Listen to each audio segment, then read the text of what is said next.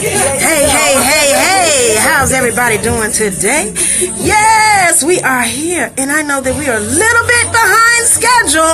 However, you know how Houston traffic is. It's so unpredictable.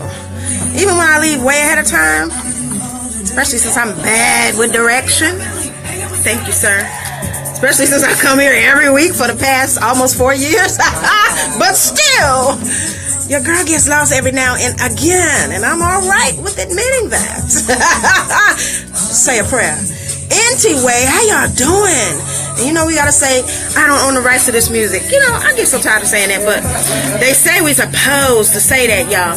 What you're listening to right now in the background is the one and only your girl, Toni Braxton, with her rumored man, Birdman. Yes, so is this the new Bobby and Whitney? What do you think? What do you guys think? So if you can hear it, and it's called Hardaway, y'all just go look it up, Google it. What do you guys think about this combo of Toni Braxton and Birdman? I mean, me personally, I'm going to keep it real with you guys and be all the way honest. Toni not that good with her coins. So she need a man that's kind of filthy rich. And he's filthy rich. Now, if you can get past all that shenanigans on his face, I feel like, hey, you deserve a couple mil. Because, see, I can't get past it. I can't get past all that on the face. But apparently they're saying, hey, Tammy, hey, friend, hey, Lenora. How you doing, sis? So apparently they're saying that he's going to get rid of all these tattoos, okay? He's also taking the grill out of his mouth. Wow. And if you see him without the grill, he literally looks decent. He looks like somebody's uncle. Like the good uncle. You know, the good uncle. The one that sits on the deacon board. The good uncle. Without the fronts. Yeah. Without the grill, he looks decent. So I say, go for it, Toni. And every good girl knows every now and again you need the loving of a bad man. Yes. I'm just saying, not that I got no experience with it or nothing like that. You know. Yes, you know, I've read about it. But anyway, y'all, it's so crazy. We've had some crazy weather here in the city of Houston, Texas. For all of you that are not in Houston, let me just let y'all know we've had some crazy weather. And the flu season is running rampant. So I'm advising everybody, wash your hands. Don't be offended when people don't shake your hand right now, okay? Yeah. Because some of us are just like trying to guard ourselves from the flu. Because, you know, I didn't get the flu vaccine. And I know people are going to say, oh, girl, you should have got it.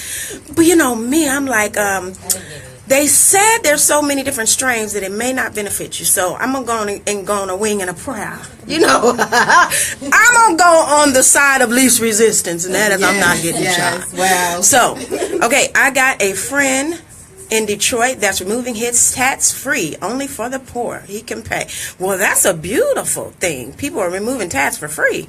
That's beautiful because sometimes people get these tattoos and they really don't think about their future.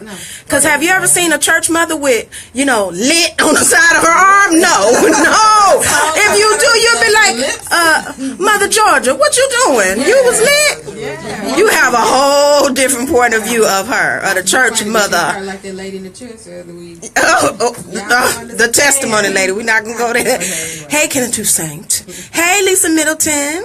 Did not get the flu shot either. Girl, you know I don't do shots. I try my best not to do shots. Ken says it only works 10%. Is that right? Well, anyway, we have a lot of ground to cover, you guys, so I'm trying to run through some of this really quick because we got some wonderful guests in the studio, and we don't want to shortchange them. We want to know so much about them. Now, some of y'all tuned in for our Black Love 101 segment. We might not get to it tonight, but just stay tuned in. We also might get to it tonight. The topic of that is how to love the alpha female. And y'all know I am an alpha, so I'm going to help y'all out. You that's trying to get cozy with us alphas, honey, there is a strategy to this because there is an order of things. And we alpha females believe in order. We don't do things out of order. So anyway, let me talk about real right quick this Chicago West. Now, some of y'all surprised about Chicago, but I'm not surprised because, you know, they have to do something outlandish to get our attention. I'm glad they named her something like Chicago. If you didn't know, it's Kanye and Kim's daughter. They named her Chicago West. Okay, so for people who from Chicago, we like, what's up? Oh, hi. We like, yeah, that's good. That's what's up, you know, represent. But I really wish he would have named one of them kids Donda. I mean, come on. Name him after your mama. At least one. That's his mama's name. You know, name at least one of them after your mama. Okay, so now real right quick, I got to talk about two more things. One, because I'm not a native of Houston, I don't understand the 2 Martin Luther King Day parades. Y'all break that down to me. Why do we have 2 Martin Luther King Day parades at the same time on the same day? What is it about this? Tell us, Mimi. What's going on with this? Because it just looked real thrown off to me. Look at that. Hey, what's up, everybody? This is your favorite co-host, Mimi. And it all started, I don't remember how many years ago, but it started when the people putting on the parades did not agree on what day and where to have it. So they decided, well, you have yours over there, and I'm going to have mine over here. So literally, a black folks thing. Yes.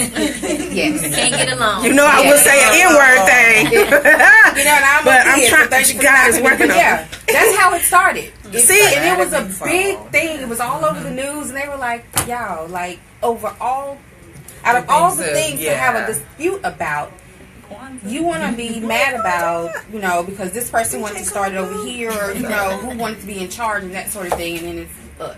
So it's basically black people can't work together. Yeah. So we got 2 separate parades. It's so ridiculous because on the news they say 2 of the biggest MLK parades in the country. And I'm thinking, 2? Yeah. At the same time?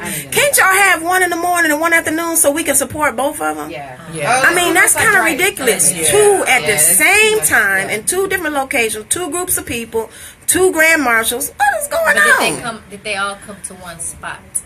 No, they're 2 totally separate parades, which is just kind of like throw to me. Yeah. Only us. Only us. We can find a way to be divided. Okay, now also real quick, I got to talk about 2 things because it's just burning my spirit.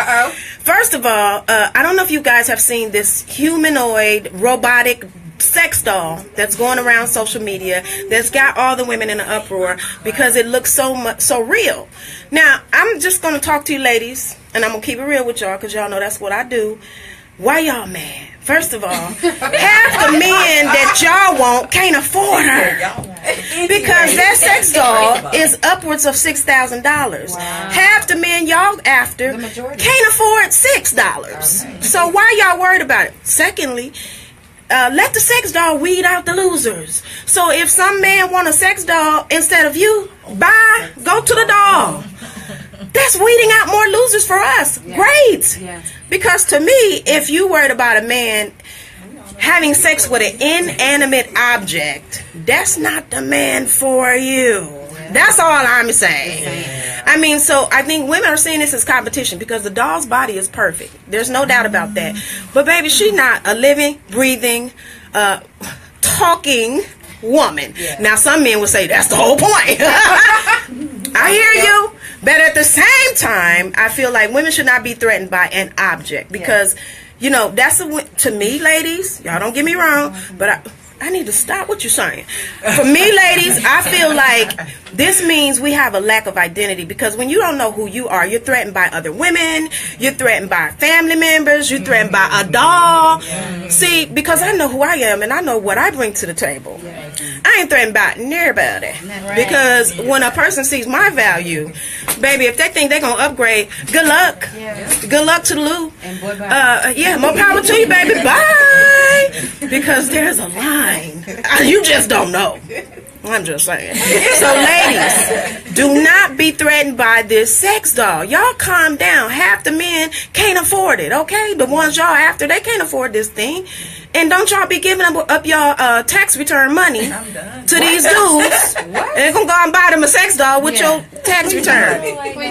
Now, I told y'all last week, don't be falling in love during tax season. If you ain't got no baby before tax season, guess what? You don't need no baby during. That's it. let Bay come at when times is hard. Yeah, okay? If Bay can't come when times is hard, then boy, bye. Yeah. Now, my last thing I got to talk about before we get to our guest interviews is, you all know Aziz Ansari. I hope I'm saying his name right. Mm-hmm. The actor that just won the Golden Globe for Master of None. So I need to talk about these new sex allegations against this man because they have me up in arms. You all know that I'm an advocate for sexual assault awareness, but this is taking it a little bit too far. I believe this lady just had an awkward sexual encounter and she didn't know how to get herself out of it. Now she's saying it's sexual assault. So I need to explain the difference. So what happened in this account is that the lady said she went to his apartment, they were cuddling, and she let him know, listen, we're moving too fast. Mm-hmm. And he said, okay, let's just go sit on the couch and chill. So while they were chilling, he started rubbing on her again. That's what men do. Have you not been with a man? That's what they do. And so then he says to her, how about a little oral? And then she does it. So she performs oral sex on him. He performs on her. And then they go back to chill. Now, during the next chill session, he tries her again. And then she decides to say, look, I just want to chill, you know. And then later she says, the whole encounter made me uncomfortable. First of all, if you are an adult grown woman, you need to use your words. I can understand when children don't speak up with unwanted sexual advances. I understand that because children don't have the tools to really even understand what's taking place a lot of times. When you're a grown woman and you went back to a man's house and he putting his hands all down your panties and he asked you for some oral and you went with it, and then later you want to say, I just felt uncomfortable. Girl, bye. Yeah. The time to feel uncomfortable is when you was putting your mouth, okay? That's when you should have said, look, put that away. I don't want to do that.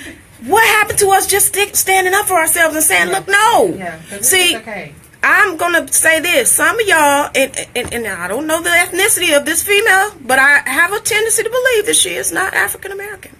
Because I'm just going to say, some of y'all need some black friends. Because we'll tell you just what to do. If he don't put it up, give him a reason to put it up. If he don't put it up after you say, boy, bye, we ain't doing that tonight.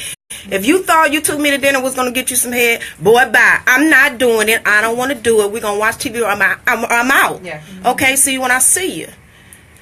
You better call Tyrone. So she needs some black friends because we would have told her the easy way out. Just say no. Boy, no. Boy, put that up. No, we ain't doing that right now. But if you got the right black friend, that's that friend who you text right before you got there. Say, man, this is where I'm going. This is what he looked like. This is where he lived. That sort of thing. And then, you know, that friend is on speed dial. So when some stuff pop out, hey, man.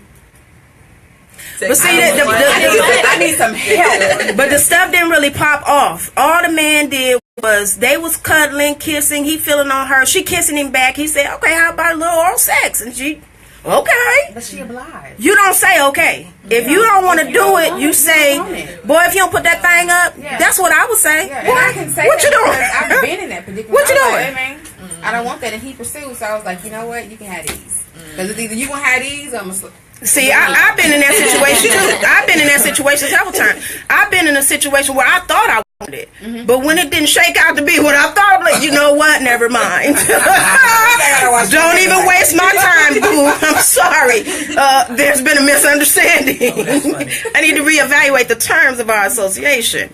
I'm not going to be able to do it. So it's easy to me to just say no. And then to come back later because now he's in the spotlight and say, yes, he made me feel so uncomfortable. That's sending mixed signals to men because they think differently, especially when they want some. If you say, let's just chill, they thinking, oh, so she wanted over here where we going to chill at. All right.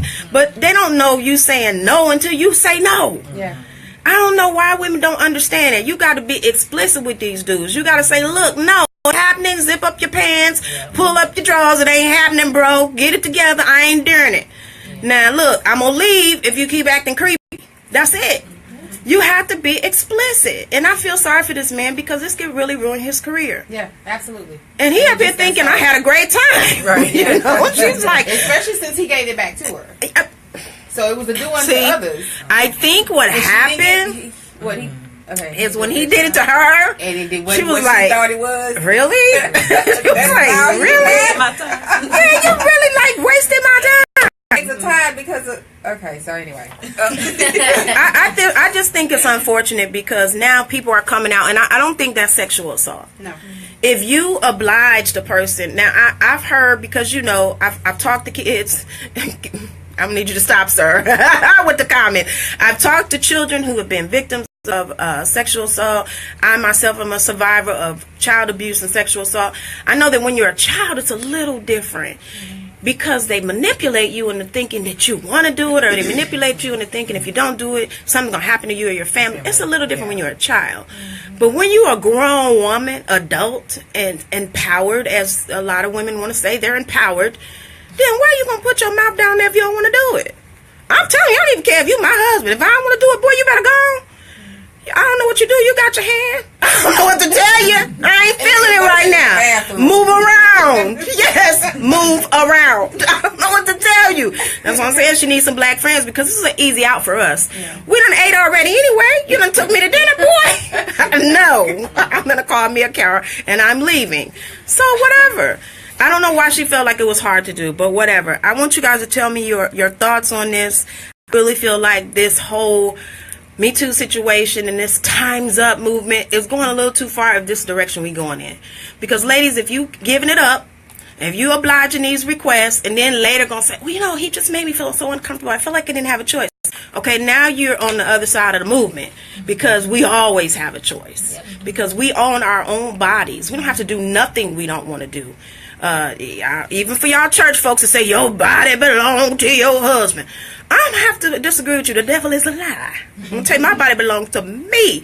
Now, if I want to submit my body to my husband, yeah, okay, we'll talk. But in the meantime, and in between time, I have rule and dominion over this body. So I'm not going to just give it up. And then if I do, I'm going to take that L and be like, man, that dude wasted my time. I'm going to take that L, though, because I gave it up. But I'm not going to later be like, oh, I just felt so uncomfortable because he was pressuring me. Girl, bye. Anyway, y'all let me know what you think. 68. Okay, Mr. Toussaint, I'm going to talk to you later because I don't know what you're talking about.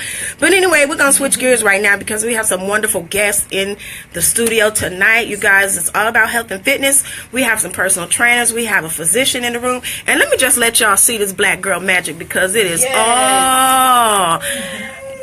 It's all up in here. And I am just so pleased and so happy to have them here tonight. I just cannot wait to get into these interviews, and all this apparatus is in the way, but we're still going to make it work. So you guys don't go nowhere. Y'all stay right there. And I'm going to read this comment real quick before we get started. Commissioner Adams, she says she needs to take responsibility, stop lying. It reminds me of the young lady that went to Mike Tyson's apartment. Yes, because Mike Tyson aggressive. Baby, if you go to his apartment, I don't know what you was thinking was going to happen. Y'all was going to have tea and crumpets? I don't know. He already looked aggressive. I don't think I would have went anywhere with him, but that's just me. So anyway, Lenore says, yeah, too grown for that. Girl, tell me about it. So anyway, I think we're going to start with Meoka McBride.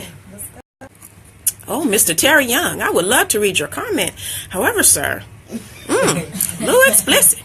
Okay, so anyway, we're going to start with you, and I would love for you to introduce yourself to everyone, let them know who you are, and a little bit about what you do. Okay. Hey, everyone. My name is Meoka McBride with Meoka Pilates. I'm a Pilates instructor, certified Pilates instructor. I'm also a choreographer, freelance choreographer and dancer. I'm a mom of 2 amazing, cool boys. I mean, if you ask me, they're the best. All mothers and things are the best. I'm also a dance teacher. Those are my platforms, Pilates, fitness, and dance. I just love to help people learn how to make fitness and healthy eating and exercise a lifestyle. Not a fad, not just because I got to go on this vacation, but a lifestyle. And it's crazy because a lot of people don't know how to get started. I just want to help people get started. That's beautiful. So have you always been into fitness? Have you always been active, or is this something that you started, during your dancing? I have. When I was 17, I had a job, and I used my money to get a gym membership. Wow. So I've been in love with it since about 17. Saw a gym. I wanted to go to the gym. Didn't know what I was doing. Fell off the treadmill. Never got back on again for a while. But that was something that let me know that was something that was my calling. I just always like being in the gym, exercising. Wow, that's amazing, because I talk about this often on the show, how some of us as African American women have not been taught the importance of physical fitness. We learn it later in life, and then it's kind of intimidating because it's like, oh my God, I've just been sitting around all these years and now I got to get active.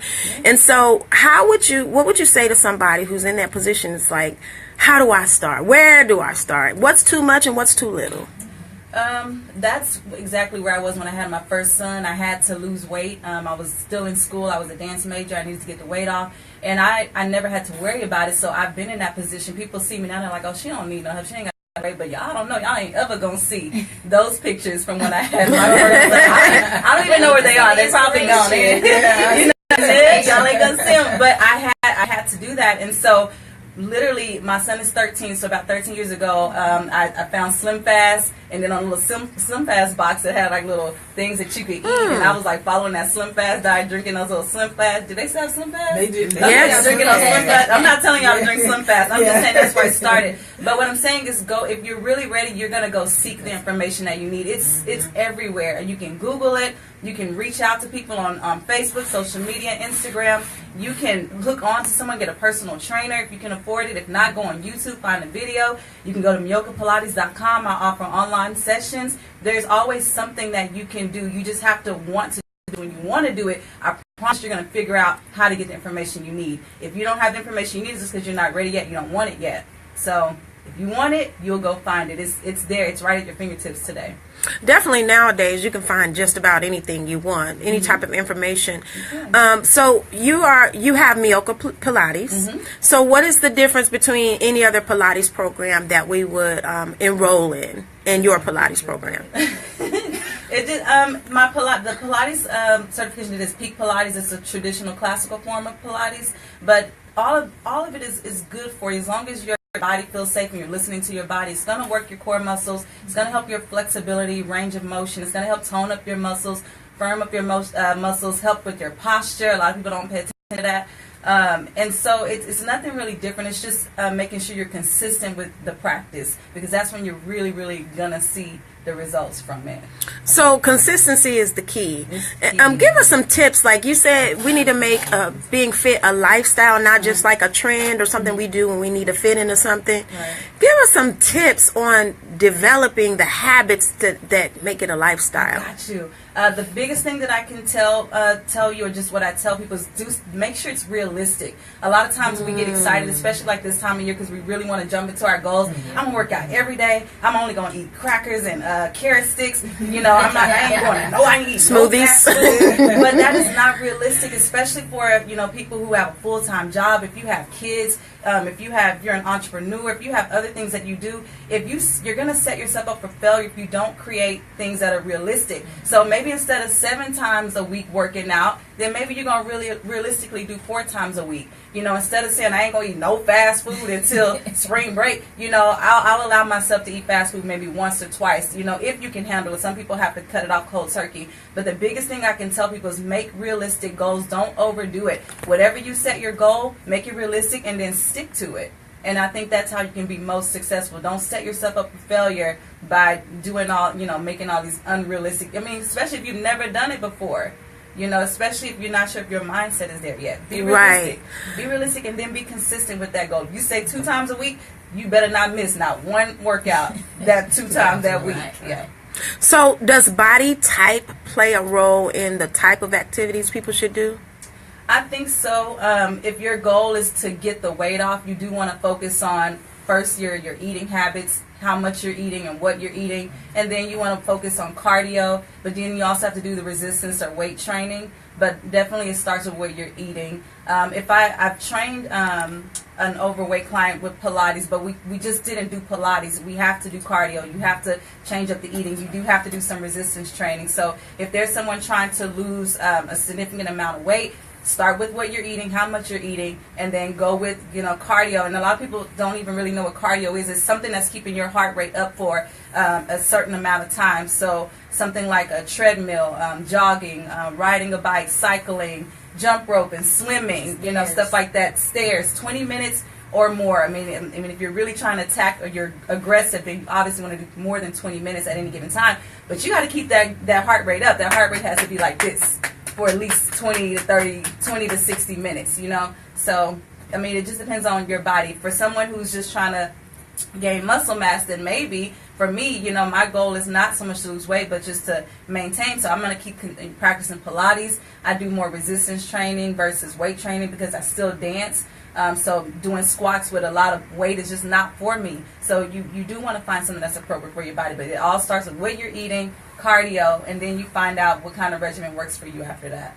I see. So, you know, it just takes a little work, some little, you know, research on your part, kind of getting to know your body and, you know, what you can handle. So I've learned over the years for me that it's a mindset too. It's sometimes I don't feel the motivation, but it's also because I'm intimidated by the fact that if I start this, I might not be able to keep it up. Yeah. So how do you overcome the negative mindset that a person might have with exercise or an exercise routine? Yeah, it happens because it's not easy. And I think people have to understand that going in, that it's just not going to be easy every day. Some days they're going to be hard. Some days you're not going to want to get up. Some days you're going to prefer to eat, you know, fast food over healthy food. So you do want to make sure that you just know those times are going to come. Know that it's not going to be easy. Set yourself up for success by going ahead and feeding yourself those positive thoughts every day. People don't understand that if you're just hopping out of the bed and you haven't given yourself any type of positivity, whether it's reading the Bible or some self-meditation or some positive affirmations before you get out of bed, especially, y'all, when you're trying to lose weight, it's a big deal. So you have got to do those things for your heart, for your soul, for your mind, so that you can make it through the journey, because it's not going to be fast. You know, you gotta take care of yourself that way first. You can't neglect. You can't just think about the eating healthy and the working out. You got to think about, how am I going to feed my spirit? How am I going to feed my mind? That's equally as important. I mean, it's more important than anything, I think. Right, because that's what really directs everything else. Like when your spirit and your mind is out of order, you can't get anywhere for a long period of time. You can't be consistent. Yeah. So tell us a little bit about the other things that you do with your network marketing and your choreography. Well, the network marketing, I'm a brand ambassador for It Works Global with the crazy rap thing. Oh, okay. I sound like a commercial. Have you tried that crazy rap thing? But you know, it's crazy because growing up, I did not say, when I grow up, I want to be a network marketing professional. You know, I wanted to be a backup dancer. And so it just kind of fell in my lap through a friend. I had clients, and I was like, well, you know what? I understand the importance of supplementation when you're trying to lose weight. A weight loss supplement, a protein shake, things like that, a cleanse, a detox drink. And so I was like, well, if I could help my clients with weight, but also give them these supplements, then I could just, it's like two things going at once to help with their goals. And so that's what got me into that part of the business, was I wanted some good plant-based products that I could offer my clients, so that it could help them both ways, not just the exercising, but providing them with some healthy supplements. That's how that fell into my lap. That's and then awesome. It just kind of kept going. I didn't even think about the money-making part. I just I want the products, and then it just worked out. So I kept going, and that's what I still do. And so you work at Bel Air High School? Are you still there? Yes. So how is that? What is that about? How does that work? That sounds exciting. It's I work with a lot of high school students, and it is exciting. I have 2 boys. People always say, do you want girls? I'm like, I already have a lot of girls. Yes. It's just, I mean, I get to dance for a living during the day, and it can be a lot sometimes because it's not the only thing that I do, but it's rewarding. And it keeps me moving during the day. So. And I'm sure you're more than a dance instructor and more than a coach, because usually with young people you become whatever they need you to be for that day. Mm-hmm. So I'm sure that's interesting. Mm-hmm. So tell people out there, because I know a couple of young ladies that want to be backup dancers, and they make their dance routines for YouTube, and they really, they really into it. So what advice could you give them for pursuing a career in dance? Well, I took the concert ensemble route, so I danced with a company here called Urban Souls Dance Company for about 4 seasons. So I don't know much about how to get into that world of backup dancing. I don't know. what I can say is that you do have to put yourself out there and you do have to get the experience. So there's not a big market for it here in Houston, I don't think, if you're really trying to pursue it as a career. But you can get experience here because there are artists here. There are auditions that happen. Get experience being on stage. Get experience picking up choreography, going to classes. Get yourself involved in things that you can do. Use social media to your advantage because now people getting Insta famous and you're just posting videos on YouTube. Yeah. I mean, use that to your advantage. I have a student now who I think is very highly talented, and I tell her, look, it's time to put yourself out there. You may not be able to get where you're going here in Houston, but it's time to go somewhere where you can. So once you've done all of that here, if you're in the Houston area, then maybe it's time to go to LA or go somewhere else where there's a market for it. You got to be where there's a market for what you're trying to do. Right. That's good advice. That's the key, yeah, that's very good advice. You can't throw your seeds on non-fertile ground. Yeah, right. You got to go where the market is. And you can't be scared to move around too, because I remember a young lady that I modeled with had an opportunity to go to Florida, and she was like, "But I don't want to leave Houston." Girl, you got to go where the market is. You know, and for some people they have to move, and for some, because I know some of my acting friends now, Houston is just their base. So Houston is still home, but they're able to go different places. Yeah. But I do have a question for you, and I know we talked about this before, because you are a single parent and you do all this. Was it intimidating for you to start doing all this? Did you have second thoughts about it because you were a single parent? Or how did that work for you? I don't think I had a chance to be intimidated. I just knew that I needed to do what I needed to do for my kids and for myself. And I think the big moment that I had is that if I don't do something different, this is what my life is going to look. You know, especially for teachers, y'all can go look it up. It's public knowledge. You can go look up and see how much I make. And when I'm 60, you'll see how much I'm. I know, right? You're gonna see how much I'm making when I'm 60. And I was like, if I don't do something different, then I need to be okay with my life how it is. And then you ask yourself, am I okay with my life how it is? That would be a no. And it was a no for me, like they say on the show. What's his name that does the judging? It was a no for me. Yeah, it was a no for me, and I couldn't see myself living this kind of life for eternity. So I said, well, I have to do something different. So my mindset was, I just have to do something different because I want my life to be different. So if I have to go do this, then I have to do it. So it's more so like, this is what I need to do. This is what I'm going to do. This is what I have to do. It's hard. It's not the easiest. But again, let's go back to point A. If I don't do something different, my life is here and it's waiting for me. Right. So, and I'm not okay with that. I'm not comfortable with that. It doesn't sit well with me. So then you just keep pushing forward. Even if I feel tired, even if I feel intimidated, it just does not matter enough for me to stay where I am.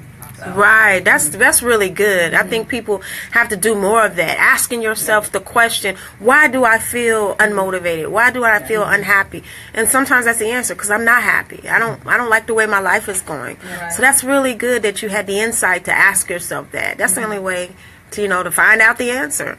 So awesome. Can you tell everybody how they can reach you, how to find you, if they want to reach out to you? Where are you on social media? All your contact info. Sure. 832. No, I'm just kidding. I'm on Instagram, Meoka McBride, Meoka, and then MC Bride, Meoka McBride. And then my Pilates website is Meoka Pilates. Some people don't know how to spell Pilates. It's Pilates.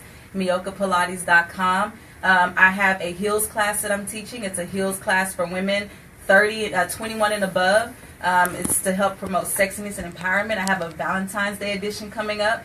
That's on February 10th in Houston and February 9th in Bryan College Station. That's coming up, but you can find that information on Instagram and Eventbrite. Heels Out, #Heels Out. So the heels thing, is that teaching women how to walk in heels? You would need to know how to walk in heels to come to the class. I said, you can't walk in the heels, don't even wear them. Okay. Be barefoot. I don't think your man will mind anyway. But it's a class that is, it's something I've always liked. I always like to take those kind of classes.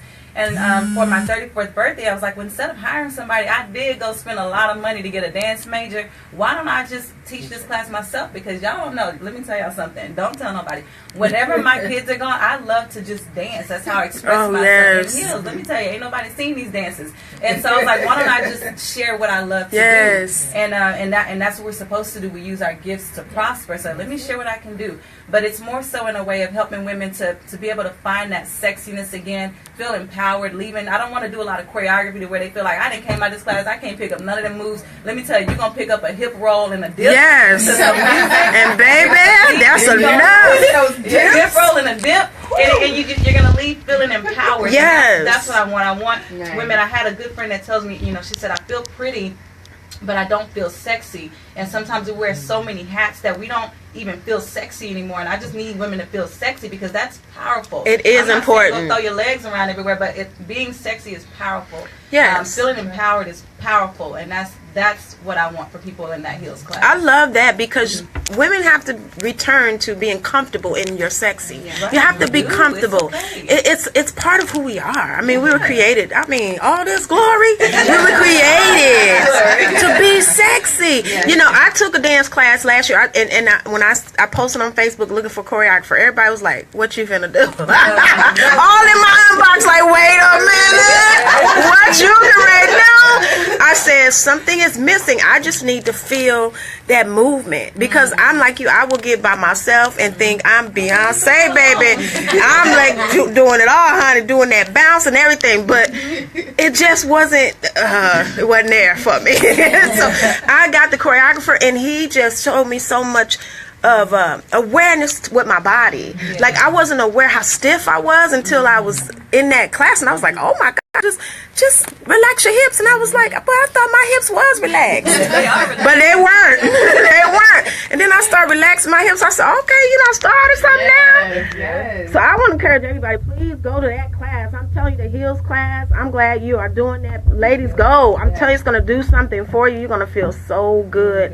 And it is empowering because I think sometimes we subconsciously divorce our bodies, especially if we're not happy with our bodies.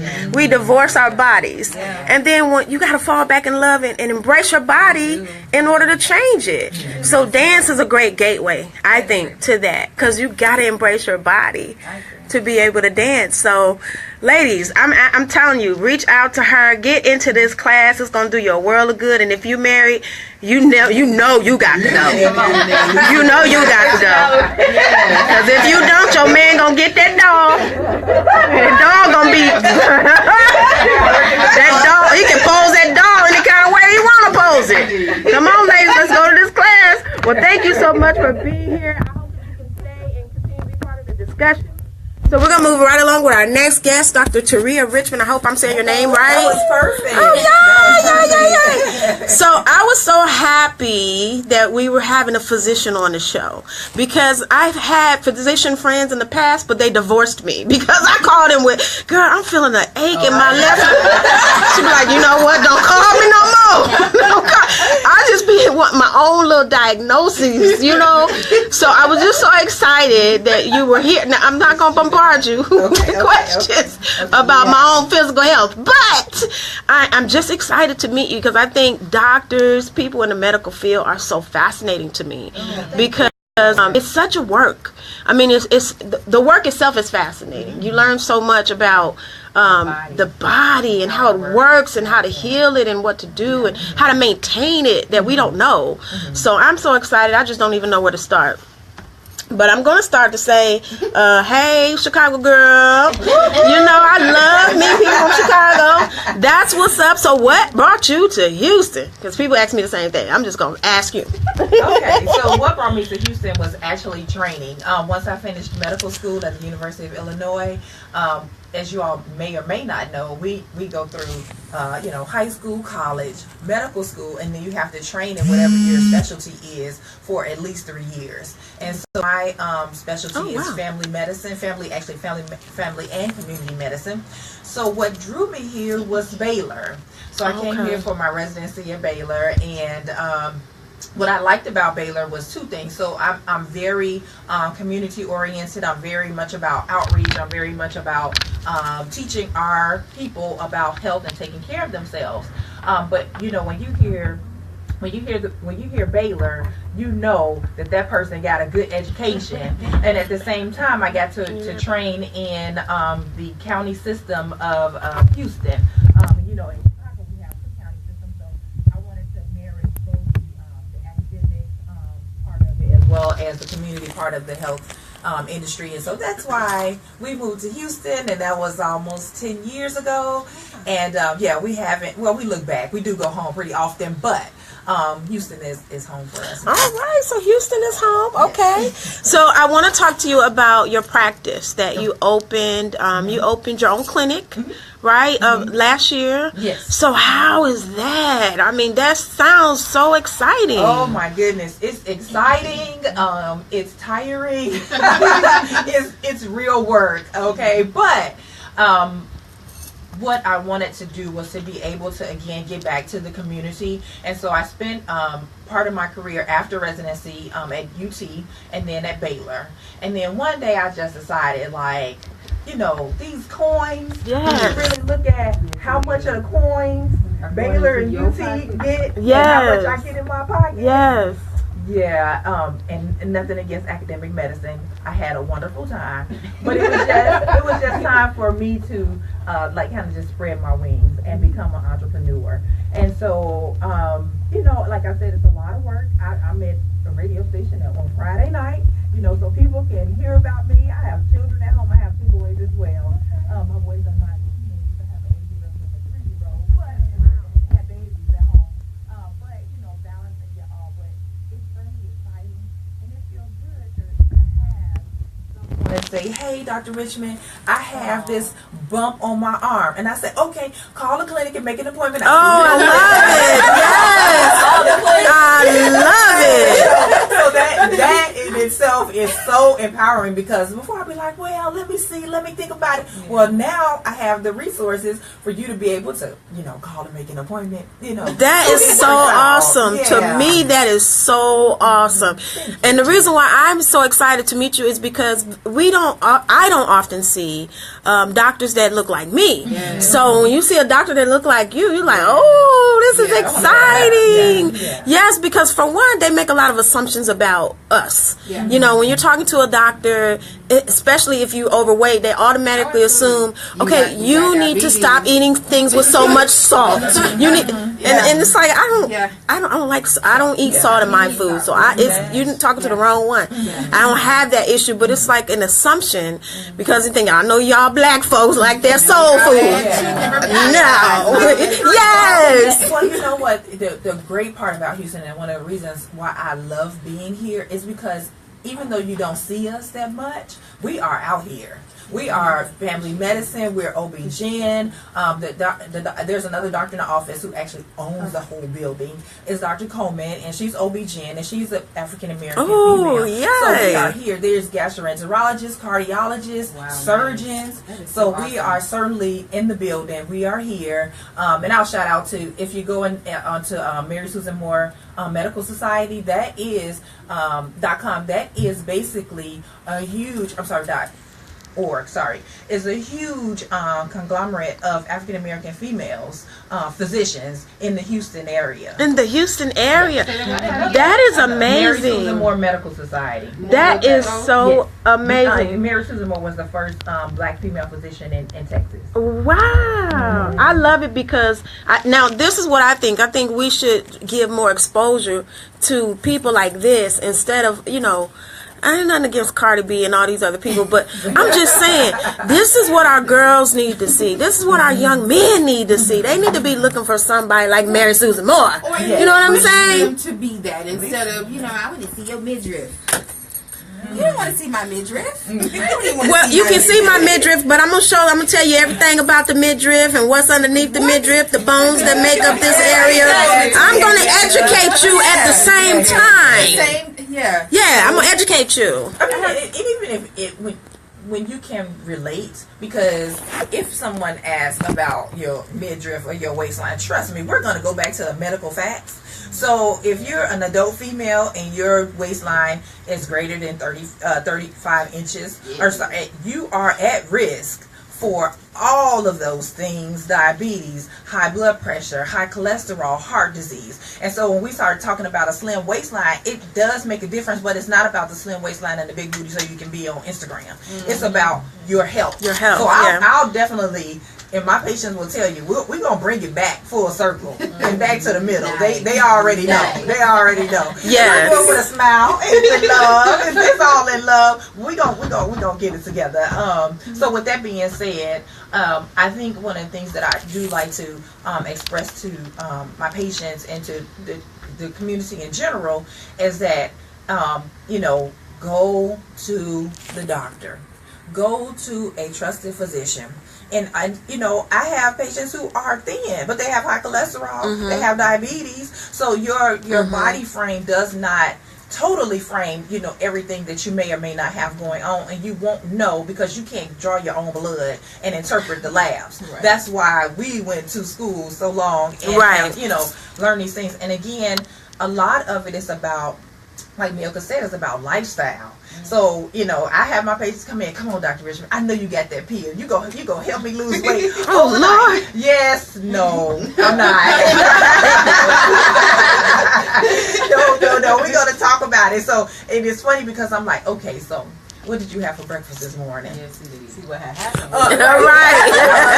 Well, like, if I had known you were going to ask me that, then I probably could have ate, Yeah, exactly. And so, it's just about having that real conversation and then offering, real solutions. Yes. And opportunities. And so, my circle around me, I have the resources. I can get you to the right people. You just need to come in and get your numbers, find out what they are, and that includes your blood pressure, your cholesterol. The hemoglobin A1C is a test that checks your sugar level over 3 months. And don't be fooled, because people say, well, I ate a donut this morning. Science is so awesome that we can look at your average sugars over 3 months, no matter what you ate that morning with that one gram. Oh, okay. Yeah, because I get that all the time. That's how, because I ate No. We should have did this last week. Tomorrow.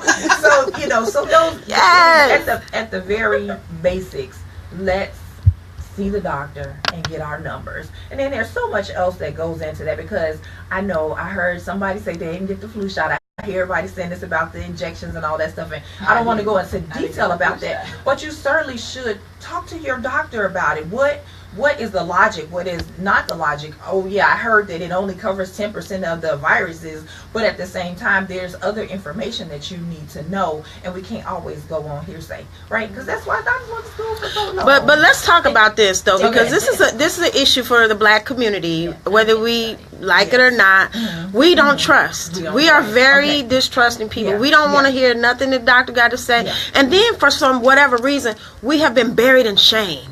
So we feel shame for everything. If you go to the doctor and your numbers is bad, it's like, oh, I feel embarrassed, or I feel shame. But it's no shame in it. It's the shame is not knowing. Right. And so a lot of people don't go because they afraid that they're going to get some type of result that's going to make them feel ashamed. Yeah. But you know what? When we talk about trust, like, let's keep it 100.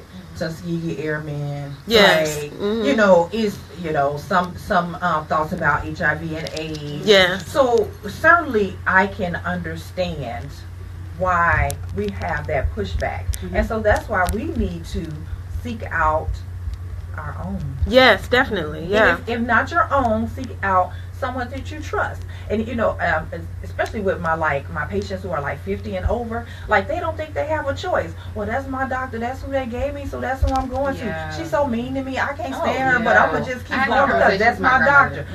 You have a choice. Yeah, you do. And although we're doctors and we're in the health field, we are also providing a service, and you are our customer. Right. So if, as a customer, if you're not happy, then you need to make that known and deal with it. Now, sometimes the patient's not happy about some things that either we can't do anything about, or they want something that really is not medically safe to offer them or give them. So that's one thing. But you do have autonomy. You do have a right to choose a doctor or be with a doctor who you have a relationship and who you can trust. But the first step will be you gotta go. Right? You gotta go. Yes, you gotta go. The clinic are open. 4702 Emancipation. Yes. Where? Listen. Location It again, is please. 4702 Emancipation, Houston, Texas 77004. Nice. We are across the street from the spot Yay. in that grayish bluish building on the corner. The spot. Miss it. Yeah, you don't know the spot, but the people who know the spot know the spot. That's what it's called. It's called the spot. Right? Yeah. It's Like called the spot. It's right across the street. Corner. Yeah, it's Okay. so people can relate to that because they're in that community on that strip. And you're in the community. That's awesome. I am. So I live, breathe, work in Third Ward. So. Oh wow! I Yeah. bet you got some stories to Yeah, tell. but listen, like I said, I was in Harris County from my start of my career all the way up until a few years ago. And you know, if you have never had an experience at Ben Taub, I never have, but I've heard. I have. I've heard. But for the doctor in training, it's superb training. You will feel comfortable working anywhere when you work in pretty much any county system because you're gonna see everything. The things you've seen and read about in books, like you see it in real life. It's like, oh my goodness, you know. So you know, with that being said, and so I also wanted to share as far as talking about like real opportunities. So my business partner and I, she is an attorney, attorney DeShonda Tackett, and I have come up with our own run company. And so we offer virtual runs and in-person runs in Chicago, Houston, and New Orleans. And so what we're trying to do is encourage women and people in general to get moving. And so the name of our company is called Pout on Pavement. And we are partnering right now with Bougie Lip Liqueur, and so, Bougie Lip Lacquer. And so basically we want you to pout on pavement and go out, you know, do your 3K, your 5K, your 10K, you get a medal. We give you a bib so that you can actually participate. So we will be having our live runs, but a virtual run is basically you do it on your own time. If you want to do it on a treadmill, if you want to go outside and do it, if you want to get your girls together and do it, it's to get our people motivated to get moving. So how do you go from walking to running? Oh, this is good. Let me tell you. I know you asked me. You asked her. She was passing out. Her whole life. So I get excited about this because I was not athletic. I did not have a athletic bone in my body. Wow. So one of our friends, Rashad and our friend, said, "Hey, I'm gonna be teaching a spinning class, and y'all need to come. Let's see what y'all working with." So at that time, I had my 8-year-old, and he was 9 pounds 6 ounces. Wow. So after he was delivered, and I'll show. I'm gonna show my picture after I had the baby. Because at the time, y'all couldn't tell me nothing. I was the thick chick, you know. Because that's how we roll. Like, oh yeah, I'm thick. I got it. You know, you had that. You had that confidence. But really, to be honest and truthful, I was overweight. And I was partying and having a good time, and I was just getting bigger and bigger. And you know, in our community, it's like acceptable. Like when I was in medical school, I did lose weight. My mother was like, "What is wrong?" Yes. I mean, look what's happening to her. You know, that type of thing. And so, hey, mama, because I know she watches. But and, you know, that's all about retraining the mind. So anyway, he invited us to this class, and I was like, oh, I got this. Oh, like 5 minutes in, I was like, oh, I don't got this. So that let me know, okay, that I'm not as in shape or, you know, as fine inside as I thought I was. And so I was encouraged because I wanted to, one, prevent disease in myself because a lot of things run in my family. Diabetes, heart disease, even obesity puts you at a higher risk for cancer, like breast cancer. And so my grandmother was a breast cancer survivor. And so I wanted to decrease my risk as much as possible. And then also, when I saw my patients, I wanted them to know, hey, if I can do it, you can do it too. Because listen, the first thing the patients do when they see you is they look you from head to toe. Yes. And they decide if you are smart enough, if you fit enough, and all that good stuff. If they really gonna they're gonna listen to you. And so I said, you know, I have to get my life. And so I started walking around Rice. And then one day I picked it up and said, okay, I'm going to add a little jog to it.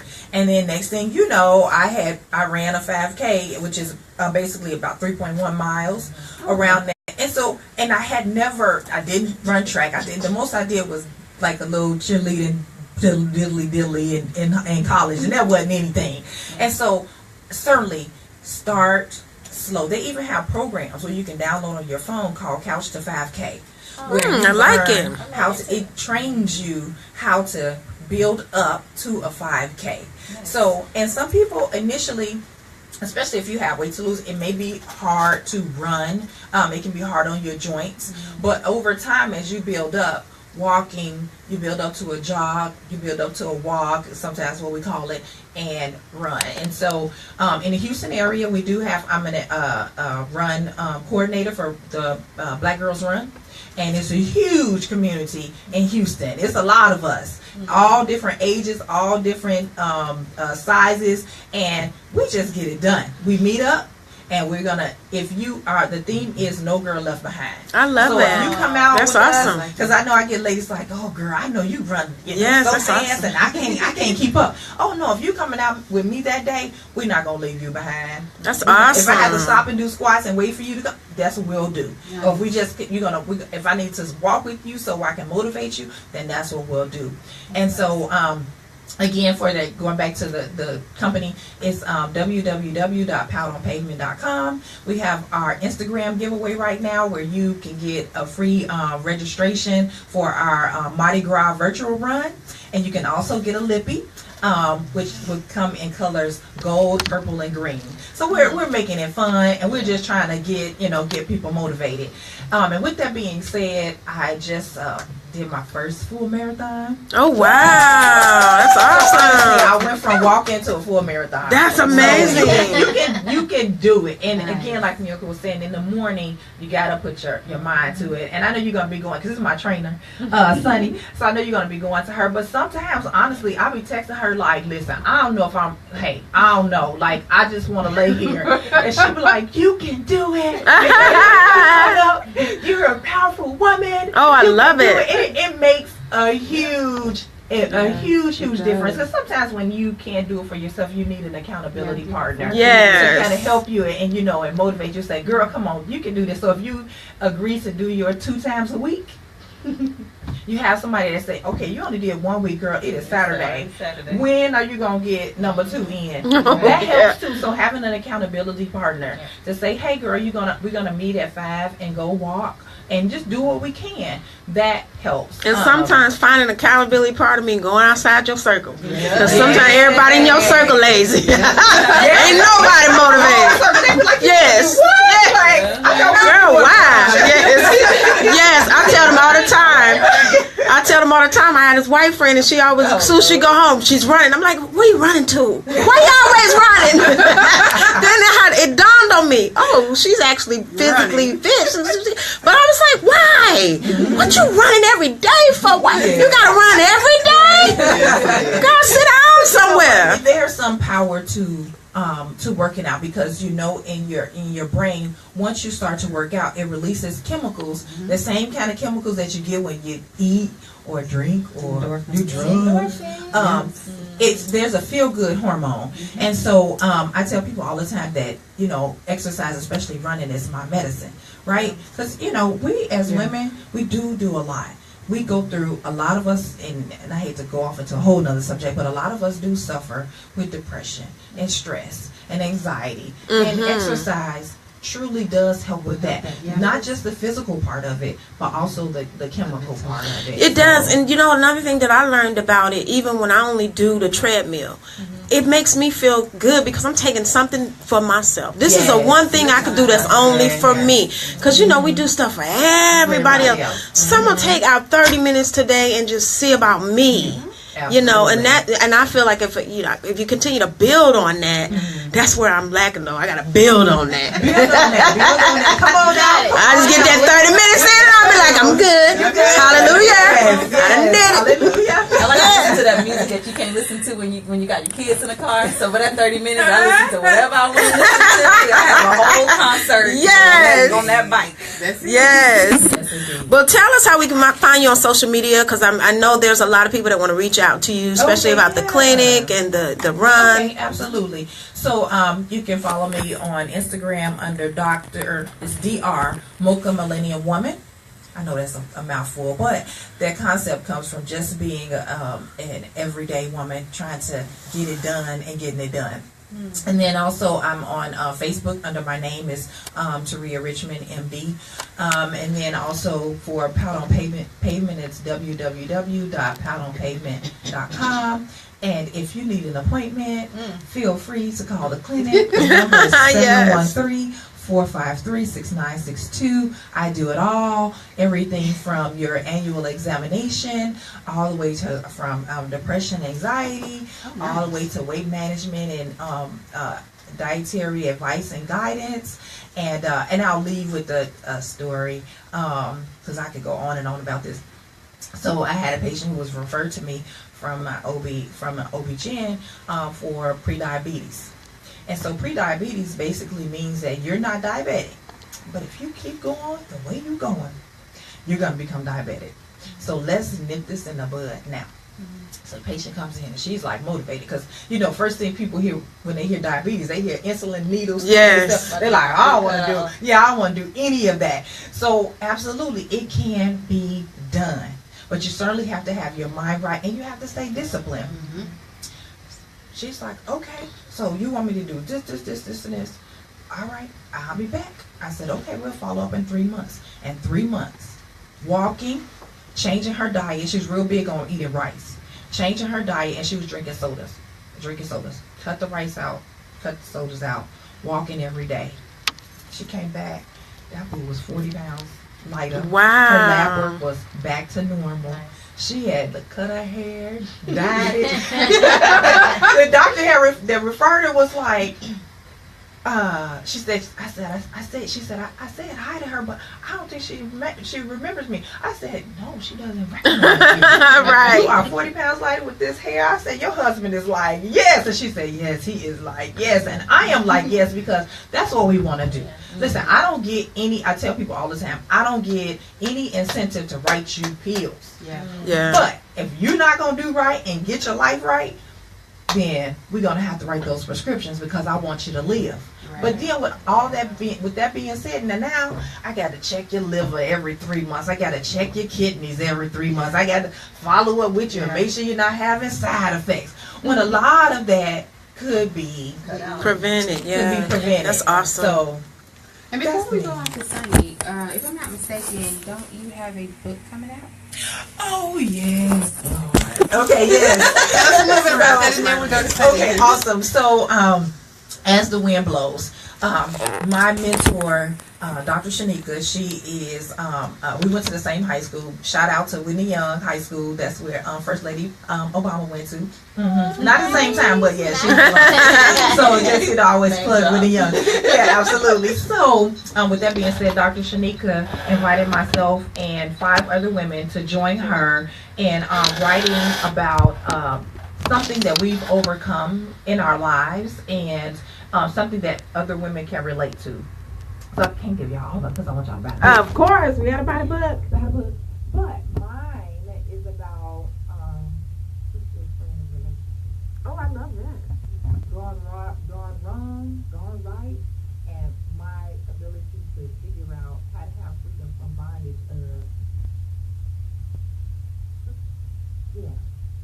That is a very good topic. Yeah. We're going to have to discuss that sometime on the show. Because I say that all the time. The reason why some people are single, because they don't even know how to be friends. So friendships are suffering, and then the relationships are suffering.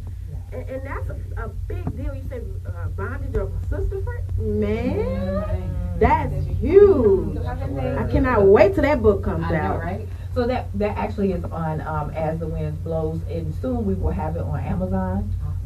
And I have the link, and if you follow me on social media, you can click on the link and pick up the book. And on next Friday, I actually will be returning to Chicago for a book signing, so you can come and check us out in Chicago too. So the book is available now? Yes, ma'am. Oh, that's great. So we need to get the book, and then we have to discuss. We need to discuss. Yes. Oh, yes. It's gonna help a lot of people out with that. Yes, Definitely. I didn't grow up with sisters in the home, and so that has always been. They'll tell you, my friends that know me, I love women. Like those. Hey, as soon as I meet you, you my sister. Like, 'cause that's just something that I actually yearn for, but not to the point of detriment. Right. And see, that comes with maturity, and that comes because you're just intelligent enough to know that everybody's not good at being in a relationship. Some people are toxic. But see, some people don't understand. What I like about black women is that, and I say this to all black women, we are the only people in the world that really can help each other. We are the only people that we got. Yeah. So nobody else can understand us fully like we can. So no matter how many other friends you got, you need some black female friends if you're a black female. Because we are unique in our struggles. So many things that we go through, no other race, ethnicity will ever understand. They will never understand. So yes, indeed. If you're looking to, if you're looking to get fit, then you need some friends around you to help you get fit. Some non-hating friends and no frenemies. We don't. Yeah, we don't like them frenemies. That's a word, right? Because they'll be bringing you them quiches. That's my weakness. That's my weakness. Wow. Them spinach and artichoke souffles. Jesus be offense, baby. Woo, I can eat that every day. But anyway, thank you so much for being here. We have got to have you back. I can't wait till we are able to digest this book. And then we're going to have you back. So it is so wonderful to meet you.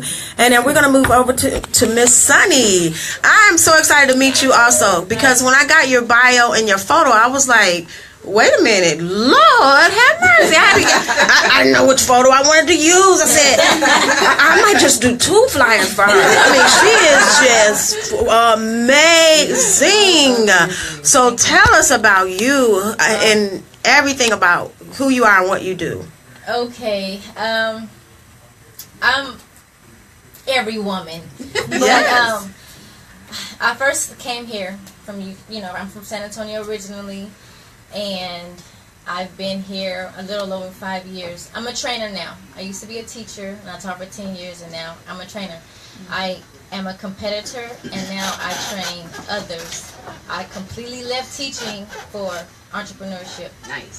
So you were a gym teacher or a physical education teacher? I was a physical education teacher for 7 years. Okay. And then I did my last 3 years as a special education teacher. Oh, and a okay. coach. Wow. So I coach basketball, volleyball, track. I have an athletic background.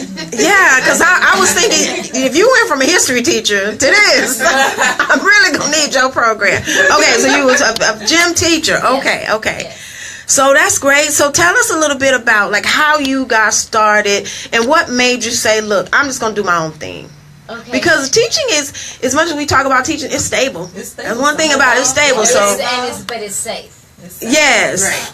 And so I am more of the outside the box kind of, I guess, and I've done a lot of things. I dance. I've done a whole lot of things. And so I was one of those children that never wanted to color inside the lines. Yes. I was outside the lines. And teaching was secondary. I thought I was going to be in the WNBA. That was my first. Oh, wow. Okay.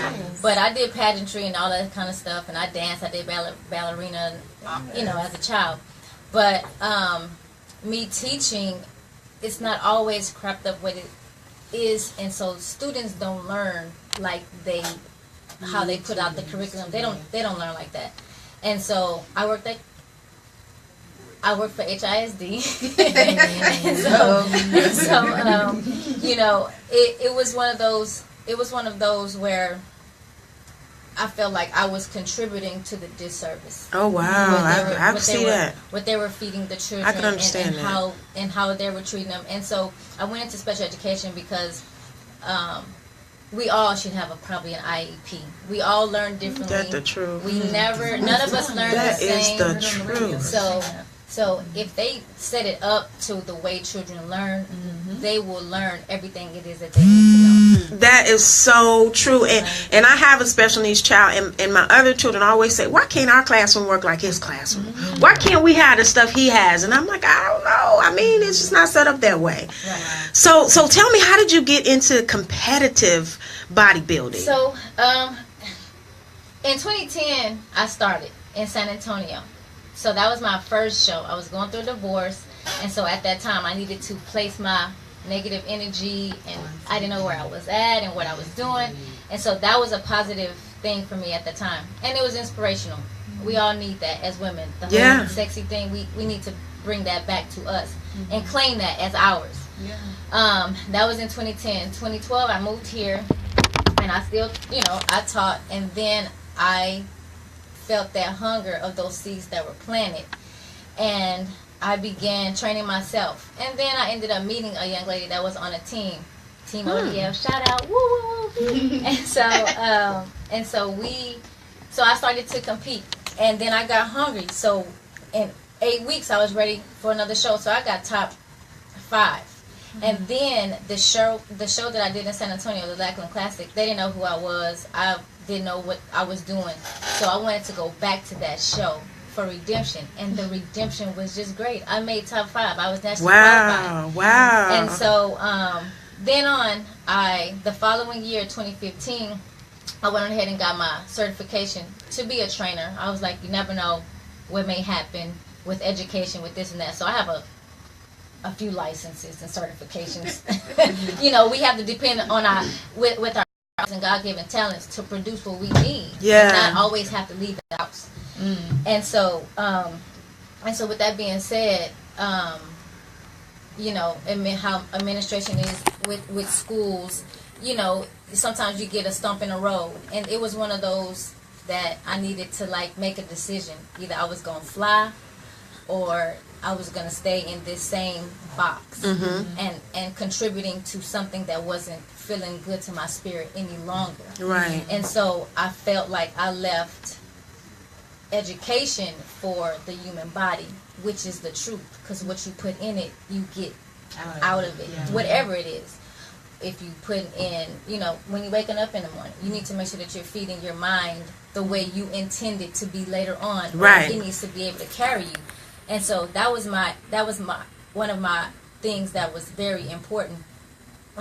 What you put on your body, what you put in your body, what you listen to, you regurgitate that. And it has to be purposeful. What you want, you have to really focus on what you want so you can get that. Yeah. Even if you don't have it, even if you can't see it, you have to just do it. But I think the key, and we've said this, but I've said this before on the show, the key is a lot of people don't even know what they want. Yeah. Some people are so out of touch with themselves that they don't even know. So now they really behind the curve. They got to come and find out, what is it that I want? What do you want? So yes, so I do understand about the whole not knowing what you want. That's why it's important that you sit down, listen to your own heartbeat. Do you not know that we are placed with so many cares of the world coming into the world? So you got parents, you got all these adults, you got teachers, you got all of these things placing all of these cares on you, and now your mind is forming to the way they want them to be, right? So in actual reality, you're listening to everybody else and not being able to listen to your heart. You're not being able to do that. So for instance, when you're a child, you're listening, you have an imagination. They always say, what do you want to be when you grow up? What do you want to be when you grow up? Then you start school, now you're in an institution. You got to do it like this, you got to do it like that. Education is not teaching analytical thinking, entrepreneurship, critical thinking, all of these things that make you an individual. Instead, they're raising you like cattle. So now you're in school till you get to be a senior. Then they say, oh, you need to go to college. Then you go to, oh, you need to have kids. Oh, you need to get married and then have kids. So you have all of this on you, and you might want to do this, or you might want to do that. Then parents is like, that's not the way I want it. That's not the order. Well, in actual reality, there is no order. You can do it in any way you want to. Yes, indeed. And so when we let go of trying to control our children, because I have 2, and they're my humans, and I call them that because, interim adults, they're not kids, and you need to train them as adults. And so whatever it is that they want to do, I focus on what they want to do, and I illuminate that. And that's awesome, because if you don't do that, they will grow up not knowing what they want, or being told by everybody else, this is what you want. Now, see, I can relate to that because I was raised like that by my father, who always said, well, what do you want? I'd be like, I don't know. That's not the answer. You know what you want. You just don't want to tell me. You just uncomfortable telling me. And then you have to be comfortable voicing what you want, or you'll never get it. And so I agree with you. And I've also found that as a parent, the school don't like when you raise your kids like that, because all my children are like that. And my son, before it was popular, never stood up for the national anthem. I didn't tell him not to do it. And for the Pledge of Allegiance, I didn't say not do it. He just said, I don't pledge allegiance to anything that I'm not sure about. Do you understand what the word allegiance means? And he's telling me this. And I'm like, okay. He told his teacher that. I know, he said, I know the meaning of allegiance. And I know what a pledge is. And as a man, I cannot make a pledge and I'm not willing to go follow through it. And so, but the school was like, wait, it's not that serious. He just needs to stand up so all the other kids will stand up. And I said, unfortunately, that's not the way I raise my children. If he don't want to stand up and he has a good reason why he's not going to stand up, then y'all just let him not be in the class at that moment. But they don't like that. But it's okay because they don't have no choice. And I'm glad to hear that, because I have struggled with schools, because my kids is just like go against the grain. They're like, first of all, you're here to teach me. This is your job. So I'm going to need you to do what I need. Give me what I need to learn. So if you don't give me what I need to learn, you're not doing your job. So, I mean, I just really love to hear that. Now, let's get to this, your programming. Because when I read your programming, and something stuck out to me, Sunni buns. I was like, first of all, we all like buns. Yes. So, tell us about Sunni buns. Well, that's my trademark. I love it. So, I've always had this, slim waist and this kind of, onion. Yes, that thing. The one that makes them all cry. Yes. And so that's my. So now I have turned it into, because my name is Sunni, so I just turned it to Sunni bun. So it's so you can shine from behind. Yes. When I saw it, I was like, I lift it up. You lift it up. The sun is like shining. It's bright. Yes. And so and then it's a bun, and it's fun. All the women want a butt. They injecting butts now. They doing this. They doing that, and you don't have to do that. We have to, as women, set aside the time to take care of what we need to take care of, and not let ourselves go.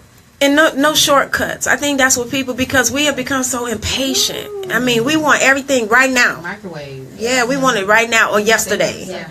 And consistency equals results.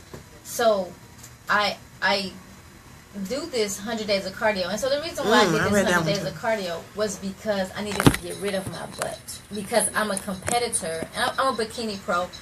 And they don't care to see onions on the stage. Really? Really? I didn't know that.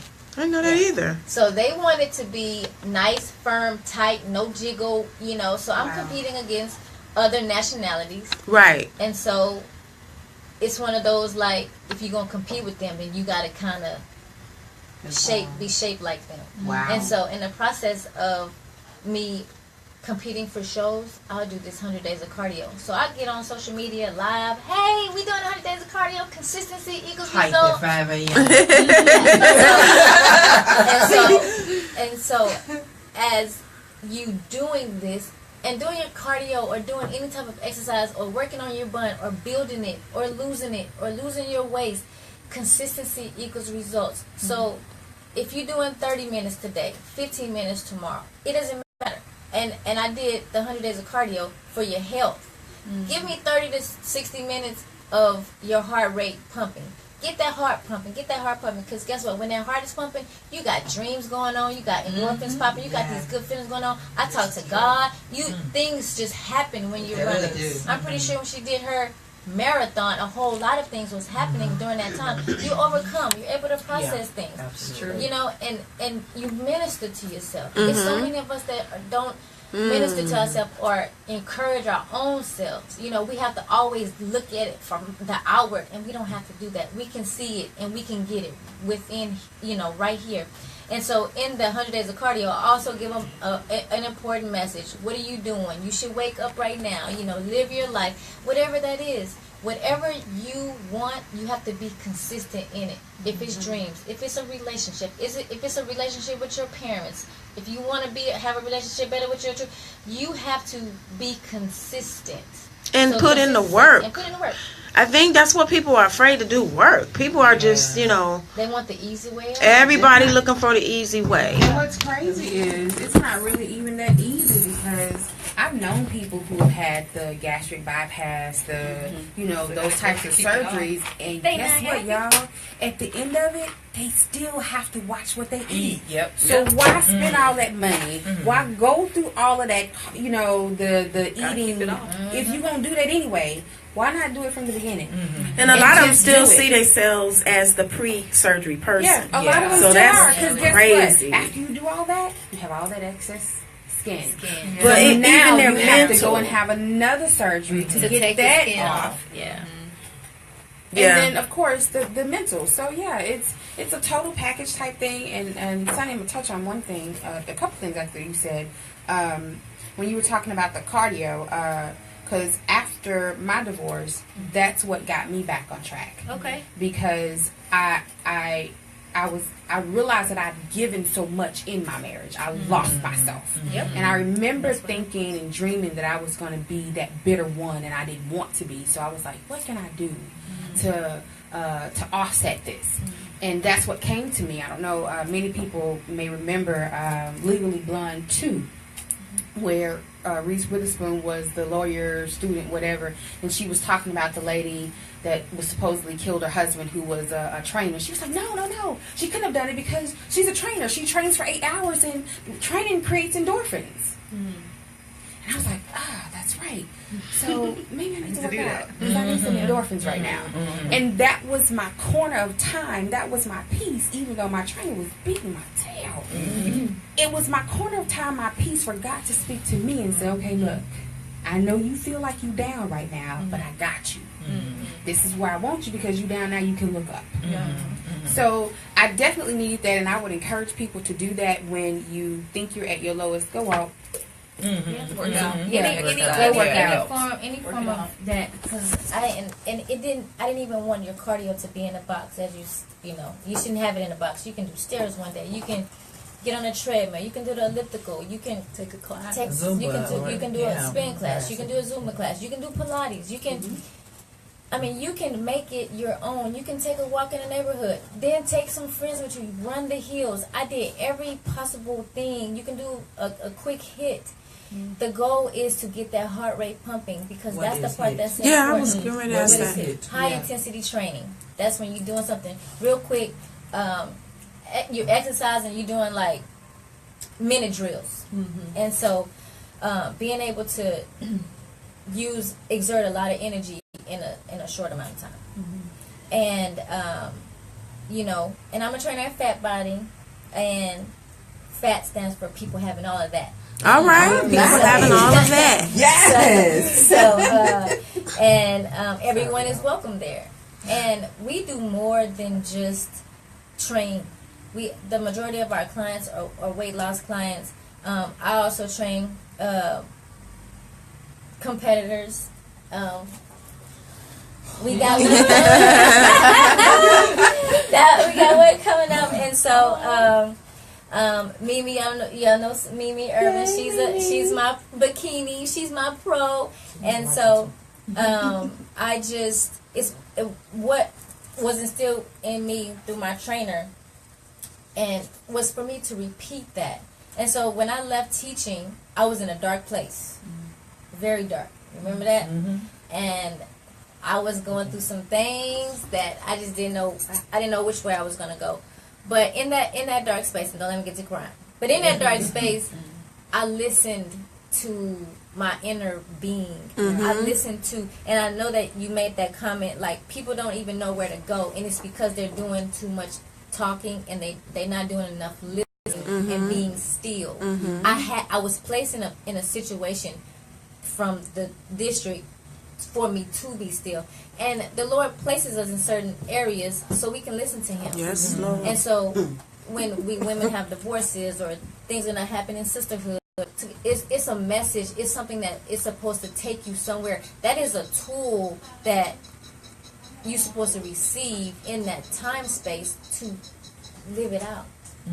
And so I decided not to teach anymore. I quit teaching. I made a decision. Women have to make decisions. Let's talk about that. Yes. So when I made a decision, I started off at Lifetime, and I went corporate. Corporate is not it was just like teaching. You have to be in this box. You have to do what everybody say. You have to ask to take off to go see your child, do it, you know. And I got tired of that. And so I put myself in a position as an entrepreneur so I don't have to do those things anymore. Right. So I created a schedule that was going to be conducive to my life. Not for an employer, but for my life and the livelihood of my children. Right. Because that's what's most important. My lineage is important. And my lineage depends on me. It don't depend on nothing else. It doesn't depend on an employer. Because at the end of the day, when you gone, that spot is going to be filled right up. So it was a good worker, but wrong. Yes. So we have to be mindful of the lineage, and because our decisions are directly connected to that. And me leaving San Antonio was the best thing to do and start on fertile ground, because I had these seeds, but you have to be on fertile ground. So when I got here, it was one thing after another. I mean, I was growing, then I lost it all to gain it all back the way I wanted to. Yes. And that's the part that's most empowering, and that's what I feed my clients. And that's what I let them know. You can do this. Whatever it is, you can do it. And when you don't care about what anyone says, you are in first place. That's right. All the time. That's right. I need you to say that again. I need everybody to hear that, because that is it. I mean, I love that. When you don't care about what anyone says, you're in first place all the time. I am in a full agreement. Yeah. So also, Sunny, one thing I wanted to, and I've been wanting to tell you this for a long time. We modeled together. That's how we met, right? Yes. So I remember when everybody broke off from the modeling, how everybody went into their own little thing. Most of the time, what I saw was people wanting to fashion this, makeup that. I'm not a makeup chick. I'm not. But your makeup looks pretty. You too. But the one thing that I really can say I'm so appreciative of you for doing is breaking out that box. Because before I saw you competing, I was like, hey, I model, I gotta do that. Do I have to go into fashion? I mean, I like to be cute. But I didn't want to go into that. And so when I saw you do that, actually coupled with another model who told me, find what you love and go for it. And I love modeling, I do, but I wanted to couple something else with that. So when I saw you do that, I was like, So yeah, people are watching it not necessarily for a derogatory thing, but to see that helped empower me to know that it's okay to be different. So thank you for that. And like, I just had to say that because I didn't want to tell you that, but I was like, Not only is it okay to be different, we're supposed to be different. Right. I mean, we were created to be individuals, and I think so many people miss that point trying to be little mini-me's of everybody else. If that was the case, we would all have the same birth certificate, the same fingerprints. We are supposed to be unique. I just want to speak to something because I think that perhaps somebody else has this struggle, so I want to speak to this real quick about people who are comfortable in their weight. Their weight is a shield and a sword. Their weight is a defense. Their weight is a jacket. Their weight is a what do you call it? What do you call those things that kids carry around? Safety, yes, that. And because that was my struggle for so long, I did not want to part with my weight because I was sexually assaulted. I was in a domestic violence relationship, and my weight became my comfort. My weight became my defense mechanism. It became my way to let everybody know, back off. I got some weight behind me, and I could hurt you. But really, it was hurting me, and so I had to come up with. I had to come to peace with the fact that I had to part with this because it's hurting me. So what can you say to people that to try to motivate them to feel power in another way? Because when I look at your pictures, that's power to me. I'm like, whoa, she looks very powerful. So what? Go ahead. If you could look at the pictures of Mimi. Because I knew Mimi before she started working with Sunni. And it was only, I think her first one that she took after when she started was like 6 weeks. Her first photo? It was a month, 30 days. I Mm-hmm. guarantee some Dude, results in 30 it was days. such a huge change. I was like, I want to wear this. Nice.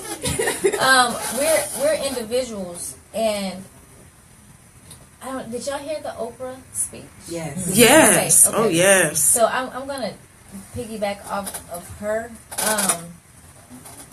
Your truth is your source of everything. Yeah.